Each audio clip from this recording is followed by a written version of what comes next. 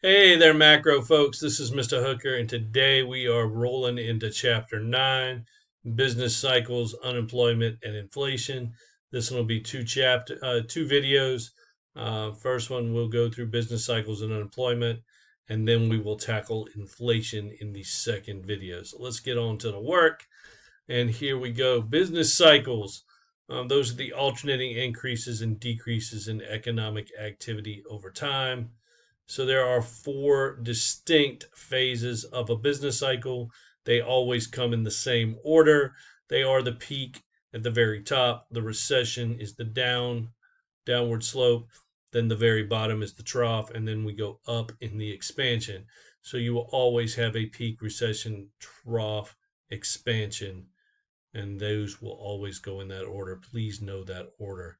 It may come in handy for a quiz or an exam. All right, rolling. It looks like this: peak recession, trough expansion. Over time, there is a trend line, and it is upward sloping. So if you think about this for a minute, aren't you better off on your worst day than your grandparents or great grandparents were on their best day?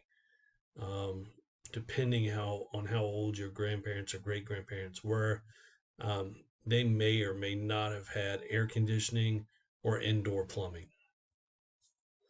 Um, I remember houses when I was growing up in the 70s in the area I was, and I've mentioned it in other videos.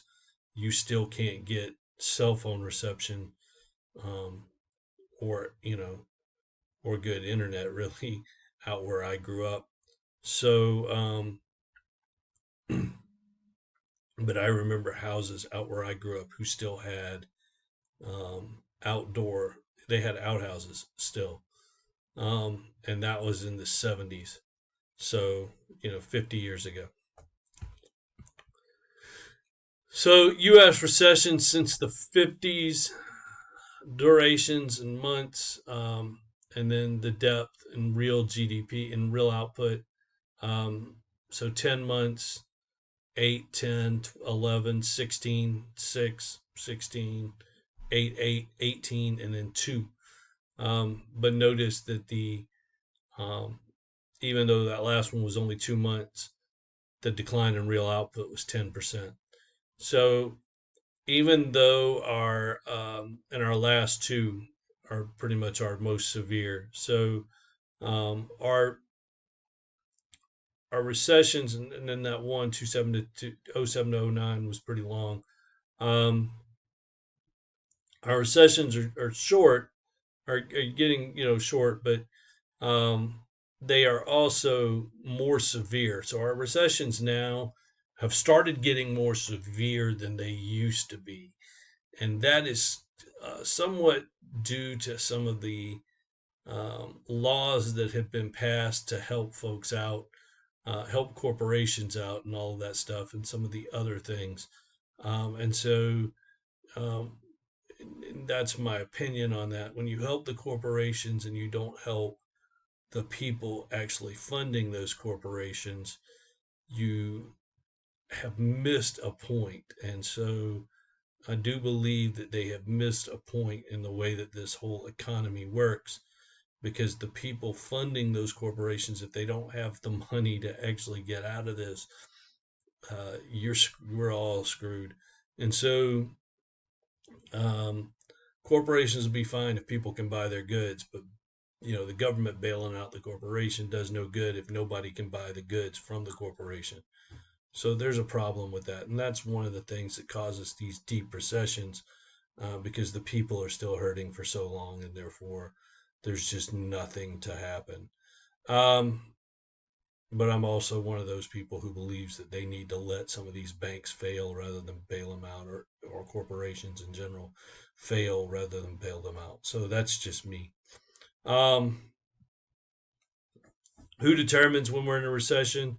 That's the NBER, a non governmental agency who's in charge of determining the timing of the business cycles. It's best to have an NGA do this because we don't want business cycle timing influenced by political pressure. And I have their website linked at the bottom if you would like to explore business cycles all the way back to the Civil War. So basically, the way this goes is they also have like averages. Um, since the post war period, we have averaged basically 11 months in a recession and 5 years in expansions. So I don't really feel bad about those people who cry about, like, hey, we're in a recession. We're only going to be in a recession for less than a year. We're going to be in expansion for about 5 years. So just chill out about that. Business cycle fluctuations. These are the economic shocks. Um, the economy gets shocked. Prices are always going to be sticky downwards. Firms just don't like to move their prices down. Once they've got you used to, let's say, $5, they don't like to move the price to $4 or even $3. They are more than happy to move it to $6 or $7. They do not like to move it down. And that is just that's an American phenomenon, by the way. That is not a worldwide phenomenon. Other countries, they are more flexible with their prices. But in the US, we are much more sticky downward with our prices. Economic response entails a decrease in output and employment. So, causes of the shocks, it could be the political events. Something happens politically that does it. A financial instability, housing market crashes, that kind of thing. Credit crunch, irregular innovation. Something is built that just completely disrupts a market.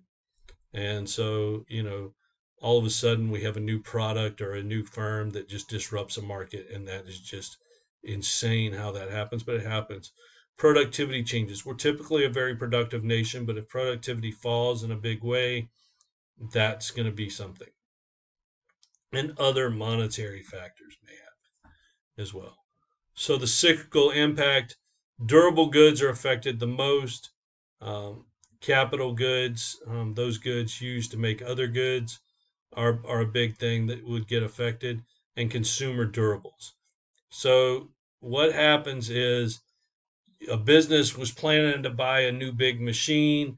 All of a sudden, we hit a recession. They're like, yeah, no, not going to buy that now. We'll just put duct tape on the one we got. Maybe you were planning to buy a new refrigerator and you're like, yeah, the one I got's not that bad. I mean, it sucks, but it's not that bad. We'll keep going. Maybe you were planning on buying a new couch. You're just like, yeah, I'll put duct tape on. It's okay. That one spring is sticking up, but we'll figure a way. We'll turn the pit cushion over, whatever. We'll do what we got to do. The non-durable consumer goods are affected less, or services, food and clothing. You still got to buy them. So, you're not going to do that. Unemployment. Okay, so let's break this down. To understand unemployment, first you have to understand the labor force. To be in the labor force, you must be 16 years of age, non-institutionalized, either working for pay or seeking work for pay. All right. So here we go. On this left-hand side, you've got under 16 and or institutionalized. They are out of the labor force. Not in the labor force. Basically, you got people that are retired, homemakers, all those kinds of folks, people that are not looking for a job, yada yada. And then you have the employed and the unemployed. That is your labor force. So your total population was 331.9 million. The labor force is that 161.2, which is your employed plus your unemployed. The unemployment rate is your number unemployed divided by the labor force. So that 8.6 divided by the 161.2 times 100, or move the decimal point 2 places, however you do that math. Okay, so that's 5.3%. That is how that is figured. So, some criticisms. Involuntary part-time workers are counted as full-time. Discouraged workers are not counted as unemployed. So let's talk about discouraged workers for a second. Discouraged workers. So like I say, unemployed basically means that you are seeking work for pay. So to be counted as seeking work for pay, you had to have looked for work in the past 4 weeks. Discouraged workers are those people I call my workers savants. They know that basically they go out there and they look and they see that the job market is crap, and they're going, yeah, there's nothing out here. There are no jobs. So they just quit looking. And when they quit looking, all of a sudden they are no longer unemployed, because after 4 weeks of not looking, they are no longer in the labor force. So they're in that not in the labor force category. This makes the unemployment rate go down. And people are like, well, I thought the job market was terrible. Why did the unemployment rate go down? Because the discouraged workers fell out the labor market. That's why. All of a sudden, when the job market gets better, my discouraged workers will jump off the couch, dust off the old resume, and hit the pavement again, because now they know they can find a job. This will make the unemployment rate jump up a few points. Not terrible, but a few points. And people will be like, well, I thought they said the economy was getting better. Why did the unemployment rate jump up? Because my unemployed people, my discouraged worker people, are now back in the labor force, and this caused the unemployment rate to go up. So when you see those things happen at the beginning and the end of recessions, you know that the discouraged workers are being active. They're not lazy, they are just smart. They are the savants. There are 3 basic types of unemployment. There's frictional unemployment. These people are people with skill. They are searching for jobs or waiting to take jobs soon. As college graduate until you get a job after college, because the thought is you have skill and basically it may take you a minute or two to get a job. Structural unemployment is a mismatch between worker skill and jobs available. It occurs due to changes in the structure of the demand. To fix this is through job retraining. Cyclical unemployment, caused by the recession phase of the business cycle. As we have recessions, we go into the recession phase, businesses lay people off. As we go into expansion, they hire people. So this is the BLS site. It compares all the labor-related statistics in the country, and this is where to find all these numbers. So let's look at that really quick. Once it pops up, there it is. So here on the right-hand side, you see the numbers. So we have the CPI, which is an inflation number, that went up by 0.1%. Unemployment rate in May of 23 is 3.7%, which is way better than the 5.3 of 21 they gave you. Payroll employment, this is how many people were added to payroll in a given month, was up 339,000 people in May. Average hourly earnings were up 11 cents in May. Producer price index, which is a leading indicator, if this goes up by any significant amount, and 0.3% is significant, then CPI will go up in about 6 months. So 0.3%, expect a rise in CPI in about 6 months. Employment cost index, how much does it cost to hire people? Went up 1.2% in the first quarter of 2023. Productivity, American workers, and I keep saying this, are very productive people. Productivity went up 2.1% in the first quarter of 23. Import price index, how much are we paying for goods that we bought into the country? That went down 0.6%, and export price index, that also went down by 1%. That's how much we're charging for the goods that we sent out of the country. All right, let's head back to the show here. Full employment, also known as the natural rate of unemployment. Those two are synonymous. It is just it's the frictional employment plus structural employment, also known as zero cyclical unemployment. So if I eliminate cyclical unemployment, I have frictional plus structural, and I am at the natural rate of unemployment, also known as full employment. So potential output could vary over time due to some demographic changes. The changing job search methods, so people have moved from newspapers to um, online, and now we're moving to apps, which is a little bit different than the online method. So, the more efficient job search method you have, the faster you'll find a job and the quicker it'll be. And public policy changes as well. And actual unemployment can be above or fall below the NRU. So right now, the NRU natural rate of unemployment is 4 to 6%. So we're at that range. Economic costs of unemployment, the GDP gap equals actual GDP minus the potential GDP. It could be negative or positive. And then we have Okun's law. For every 1% of cyclical unemployment, it creates a negative 2% GDP gap. So here we go. There is your GDP gaps over time from 98 to 2022. Notice that during that time of the pandemic, we had a massive gap, even worse than when we had the 07 to 09 recession. So the pandemic caused a crazy, crazy GDP gap. And then on the right, you see the unemployment rate, which spiked in 2021, and is starting to come down a little bit now. There are unequal burdens for unemployment by occupation. Blue collar workers are unemployed more than white collar workers. By age, young workers are unemployed more than older workers.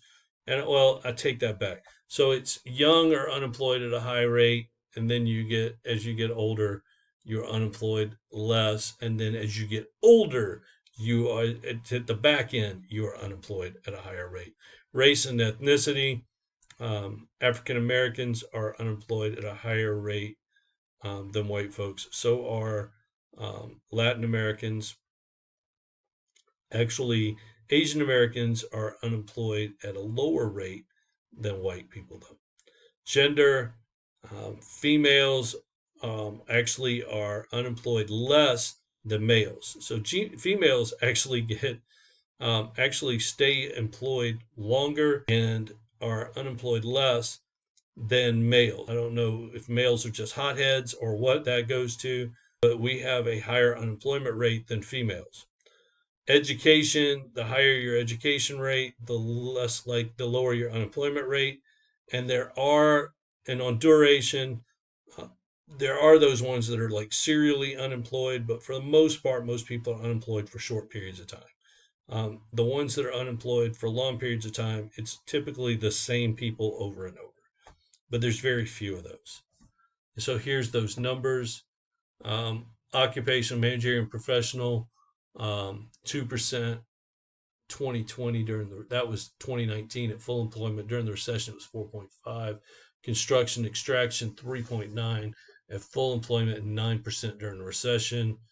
You can see all the way down that those numbers hold pretty much the same is what I was saying. And then the very interesting thing there, female 20 plus, 3.3 at full employment, 8% during the recession, and males 3.4 and 7.4.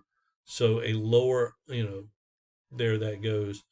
Actually, males did have a lower unemployment rate during the recession than females, but under normal circumstances do have a slightly higher unemployment rate. So that is basically where that goes.